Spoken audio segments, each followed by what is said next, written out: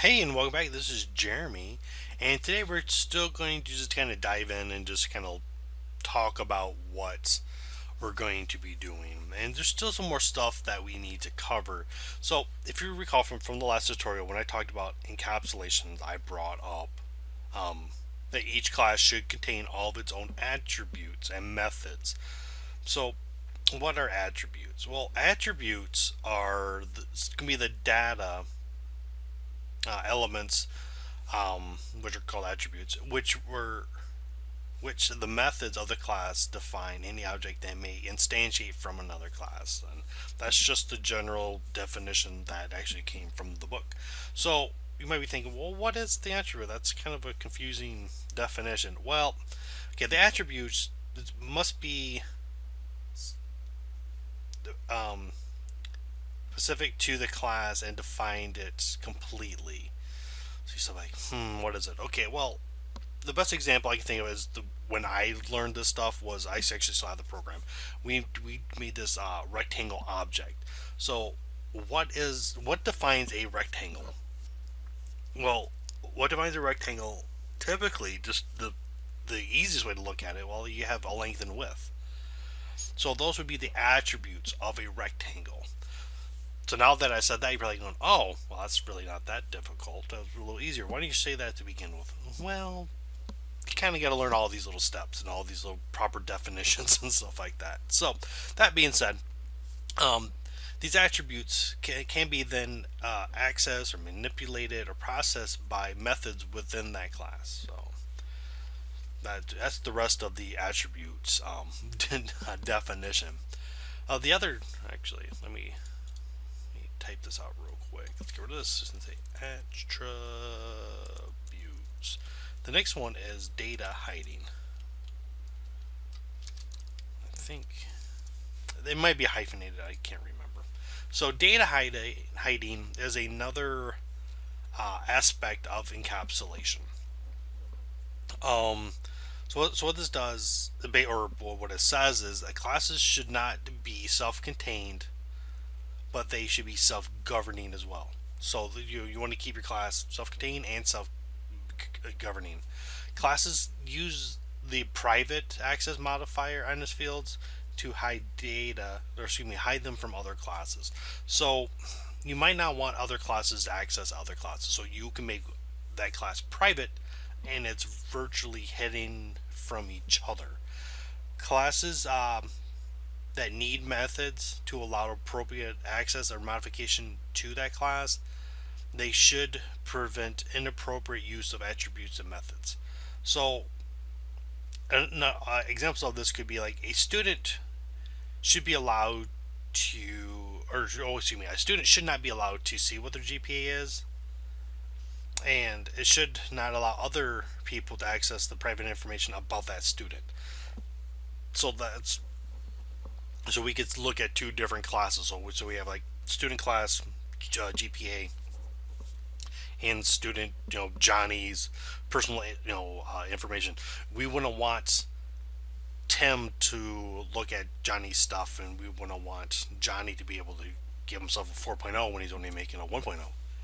So that's how we could that's one way up for data hiding. Like I said, is to make stuff private. Okay, so we've talked about methods. We've seen methods before. Well, we've seen them a little bit. Now we're going to start making our own methods. So the class method defines what actions and instance a class can perform. So methods have a certain structure to them, and I'm just going to write out the rough structure to it. So you're going to have your access modifier, and then you're going to have some type of return type. Again, we're going to get into all this for sure later, and then we're going to have the method name. Every method has some type of name. If I can spell method to be nice, method name. Then we got our parameters, and of course you got your curly brackets, and then you got your method body.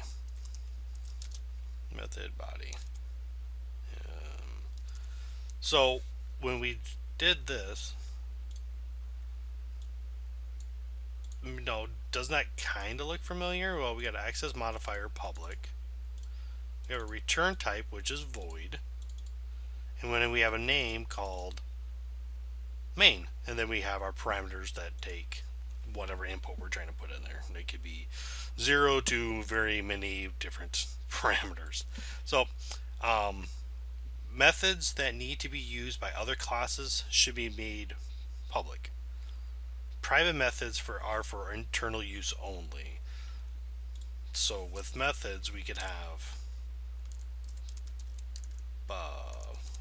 public to be used by other classes, and then private is for internal use by that class. Okay. And then let's see what else is there. Okay, the attributes of a class that might be needed. Excuse me. The attributes of a class might need to be, initialized or accessed, which it can either be retrieved or displayed or saved somewhere to a file. There's modified, possibly performing some type of calculation operation, which that's what we'll be doing. We'll do the rectangle class, and we'll play around with that here real soon. The methods that change and access attributes are called mutators and assessors. So you have these assessors and mutators. So what these do is allows us to either to set data or get data. Basically, is the best way to look at it. And we'll probably just call them getters and setters. But in Java, the proper way is called mutators and assessors. Assessors? I'm pretty sure that's how you say it. So let me type these out. So you have accessors and mutators. M-U-T-A-T-O-R-S.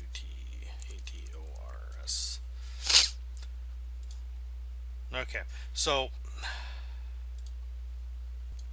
you're probably thinking, why do we need these? Well, the big part is because of the concept of data hiding, fields or attributes, and a class should generally be private. So the methods that retrieve the data from these fields are called accessors. This allows the users of the object to see but not modify the data. So back to the example about Johnny's GPA, Johnny can see his GPA, but he won't be able to change it.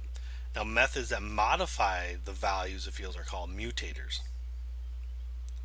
These methods allow you to modify the data in the object in a controlled way, which we can control how this is done. Like we might allow them to say, like a teacher class, to change the GPA for the student only if it meets certain criteria. So say like we don't believe in bonus or extra credit, so like a 100 is the highest that they can make. The teacher can't put in like, oh, Johnny made 155. No. Other things are possible modifications are limited by the class to those wishes to allow. That's basically what I just covered. Another one we can think of is a deposit. So like at a bank. So we might have a bank class setup where we could like increase or decrease the balance of the bank account. And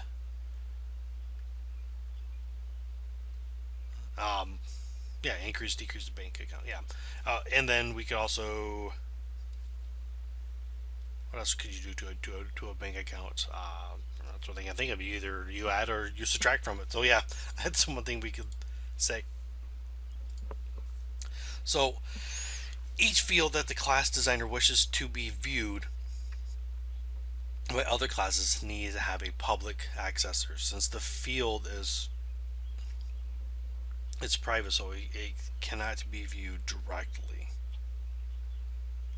And then each field in the class designer wishes to modify by other classes need to be public mutator, since the field is private and hence it cannot be modified directly. So that being said, we might just stop right there, and we'll probably get into the we'll write the rectangle class probably. Yeah, that's what we'll do. We'll go in the next video. We'll go into the class so we could kind of actually go over all these little things that we talked about. So until then, I am Jeremy. Hopefully, this is not getting too confusing. It's just a lot of new concepts that we're covering here. Got questions? Let me know. I'll do my best to sort them all out for you. Make sure you hit that subscribe, that like button. Also follow me on Twitter as well so you know when all these videos come up. Alright, we'll see you guys later.